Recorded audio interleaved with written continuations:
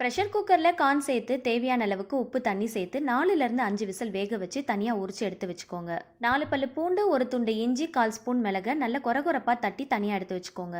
ஒரு பவுலில் ஒரு முட்டையை உடச்சி ஊற்றி நல்லா பீட் பண்ணி தனியாக எடுத்து வச்சுக்கோங்க. இன்னொரு பவுலில் 3 டேபிள் ஸ்பூன் அளவுக்கு ராகி மாவில் கொஞ்சமாக தண்ணி ஊற்றி கட்டி இல்லாமல் நல்லா கரைச்சி எடுத்து வச்சுக்கோங்க. பேனில் கொஞ்சமாக பட்டர் சேர்த்து மெல்ட் ஆனதும் இடிச்சு வச்சிருக்கிற இஞ்சி, பூண்டு, மிளகு, ஒரு பெரிய வெங்காயம், பச்சை மிளகாய், உப்பு சேர்த்து நல்லா வதக்கிட்டு வேக வச்சிருக்கிற கார்னையும் சேர்த்து நல்லா வதக்கி விட்டுக்கோங்க. நல்லா தாராளமாக தண்ணி ஊற்றி நல்லா மிக்ஸ் பண்ணிக்கோங்க. இது கூடவே நம்ம கரைச்சி வச்சிருக்கிற ராகி மாவையும் இது கூட சேர்த்து நல்லா கலந்து ராகி மாவு சேர்த்து மிக்ஸ் பண்ணும்போது ஸ்டவ் ஃபுல் சிம் ஃப்ளேம்ல வச்சு கைவிடாம மிக்ஸ் பண்ணி விடுங்க. அப்படின்னா லம்ஸ் ஃபார்ம் ஆயிடும். நல்லா கொஞ்சம் கெட்டியாகி வர ஆரம்பிக்கும் போது பீட் பண்ணி வச்சிருக்கிற எக்கையும் சேர்த்து நல்லா மிக்ஸ் பண்ணி விடுங்க. ஓரளவுக்கு திக்கான கன்சிஸ்டன்சி வந்ததும் ஸ்டவ் ஆஃப் பண்ணிட்டு நறுக்கின கொத்தமல்லி இலைகளை சேர்த்துக்கோங்க. ராகி மாவு வச்சு வெறும் களி கஞ்சின்னு மட்டும் கிண்டி சாப்பிடாம இந்த மாதிரி கொஞ்சம் டிஃப்ரெண்டா ட்ரை பண்ணி பாருங்க. கொளுத்துற வெயிலுக்கு உடம்ப கூலா வச்சுக்கலாம். கடைசியா கொஞ்சமா ஸ்ப்ரிங் ஆனியன் பெப்பர் தூவிட்டு சர்வ் பண்ணிக்கோங்க. ரெசிபியை மறக்காம சேவ் பண்ணிட்டு ட்ரை பண்ணுங்க.